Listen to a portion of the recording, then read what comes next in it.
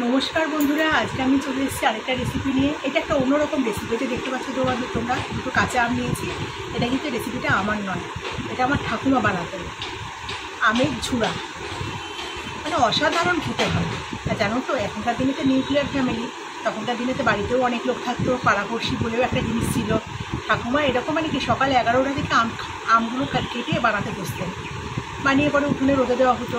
সেই দুপুরে না বাটি করে করে দিয়ে সারতে পারতেন না, এত পাড়ার থেকে সব চলে আসতো। পাড়ার বাচ্চা কাচ্চারা, বড়রাও আসতো। বাচ্চারা আসতো ঠাকুমার হাতে খাবে বলে, আর বড়রা আসতো মাসিমার হাতে খাবে বলে। মানে আমার ঠাকুমার হাতে রান্না খুবই ভালো ছিল, যে কোনো রান্নায়। আর বেশি কথা বাড়াবো না, আমি আমগুলোকে গায়ে চোখলাগুলো ছুঁড়ে যাবো। এখনকার আমগুলো না দেখতে বাইরেটা কাঁচা, কিন্তু ভেতরটা না একটু হালকা হলদে হলদে হয়ে যাচ্ছে। আমি না বন্ধুরা বটি দিয়ে আমার খুব ভয় লাগে, কারণ হাত কেটে অনেকবার হাত কেটেছে বটি দিয়ে চোখলা টোকলা ছুলতে গিয়ে।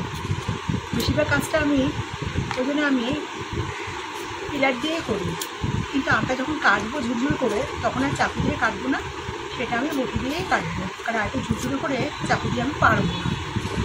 আর যত সুন্দর কাটা হবে কিন্তু খাবারটা খেতে ততই ভালো লাগবে। আমের চোখলাগুলো আগে ছুলে নিই, তারপর দেখাচ্ছি তোমাদের কীভাবে কাটবো। আমি চোখলাগুলোকে ছুলে নিয়েছি, আমি পিলারের সাহায্যে এবার আমগুলোকে কাটবো। আমি এটা বটি দিয়ে কাটবো, নাহলে না আমি চাকু দিয়ে পারবো না। প্রথমেই বললাম, আমরা যেরকম করে ঝিরি ঝিরি করে আলু ভাজা কাটি না, সেভাবে কাটবো। ঠাকুমা এইভাবেই বানাতেন। এই যে পাতলা পাতলা স্লাইস করে কাটবো। স্লাইসগুলো আগে করে নিই, যত পাতলা করা হবে তত কিন্তু খেতে ভালো লাগবে। এই কাজটা খুব সাবধানে করতে হবে।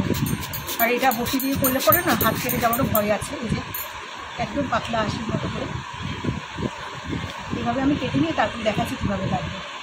পাতলা পাতলা স্লাইসগুলোকে একসাথে নিয়ে নিয়েছি, একদম ঝিরঝিরে করে কাটবো। ঝুড়ি ঝুড়ি যেরকম আমরা আলু ভাজা খাই না, সেরকম। কারণ এটা তো আমের ঝুড়া হবে, এই যে এরকম হবে। এভাবে আমি সবগুলোকে কেটে নিচ্ছি। আমটাকে এইভাবে কেটে নিয়েছি, এরকম ঝুরঝুরি করে। আমের ঝুড়ো তো তাই ঝুরঝুরি করে কাটতে হয়। আমার ঠাকুমা আরও ফাইন করে কাটতেন, কিন্তু আমি পারলাম না, হাত কেটে যাওয়ার ভয়। হাত কেটে গেলে না কাজের হাত তো প্রচণ্ড অসুবিধা। এবার এর মধ্যে দিয়ে দেবো বিট লবণ, আর দেবো চিনি, 2 চামচ চিনি, আর সামান্য একটু প্লেন লবণ দেবো,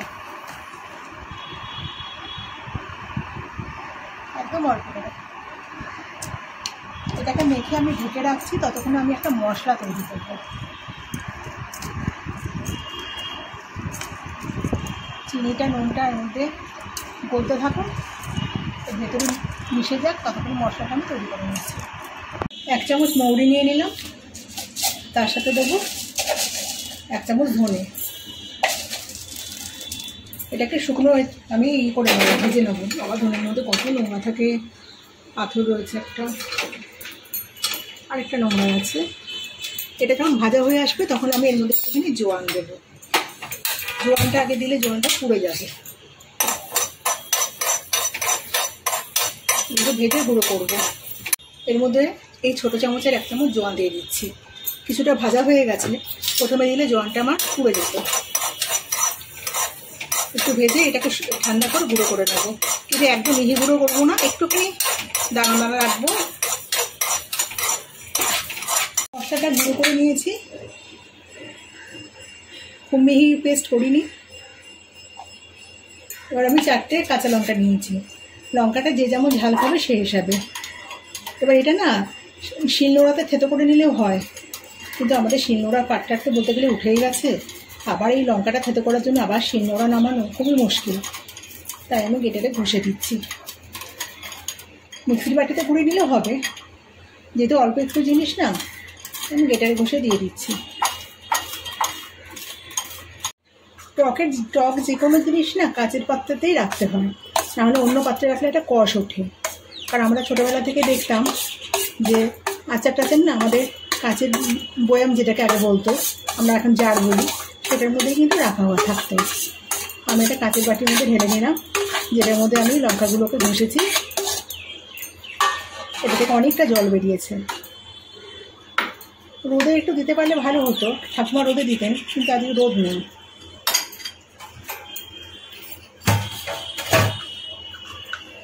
আমি একটু কাশ্মীরি লঙ্কার গুঁড়ো দেবো, তাহলে কালারটা খুব ভালো লাগবে।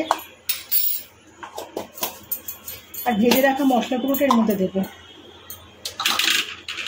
বন্ধুরা এইভাবে একবার খেয়ে দেখো, অসাধারণ লাগে। ঠাকুমা গামলা করে বানাতেন, আর একদিনেই সব উঠে যেত। 1 চামচ দিলাম, লাগলে পরে আবার দেবো। আর শেষ দেবো কাঁচা তেল, সর্ষের তেল। এটা কিন্তু একটু বেশি করেই দেবো, সর্ষের তেলের গন্ধটা বেরোবে, তবেই কিন্তু ভালো লাগবে। আমি দাঁড়াও ভালো করে আগে মিশিয়ে নিই। পুরো আমি মেখে নিয়েছি, কিন্তু আমার তেলটা না একটু কম কম লাগছে। আর এইটাতে কিন্তু সর্ষের তেলটা একটু বেশিই লাগে, তাই একটুখানি আমি সর্ষের তেল দিয়ে দিলাম। সর্ষের তেলে একটা ঝাঁঝালো গন্ধ বেরোবে, দারুণ লাগবে খেতে। বন্ধুরা এইভাবে একবার আমের ঝুড়া করে খেয়ে দেখো। এটা মোটামুটি কিন্তু ফ্রিজে রেখে দিলে 7 দিন ধরে খাওয়া যায়। আর রেগুলার যদি এটাকে রোদে দেওয়া যায় তাহলে কিন্তু অনেক দিনই রাখা যায়। ঠাকুমা বানাতেন তো, আজকে খুব ইচ্ছে করছিল যে ঠাকুমার হাতের খাবারটা, তাই ভাবলাম যে ঠাকুমা তো নেই, নিজেই বানিয়ে খাই। বন্ধুরা রেসিপিটা কেমন লাগলো অবশ্যই কমেন্টে জানিও। আর রেসিপিটা ভালো লেগে থাকলে একটা লাইক দিও। আর যে সমস্ত নতুন বন্ধুরা আমার চ্যানেলটাকে এখনও সাবস্ক্রাইব করোনি, তারা অবশ্যই চ্যানেলটাকে সাবস্ক্রাইব করো।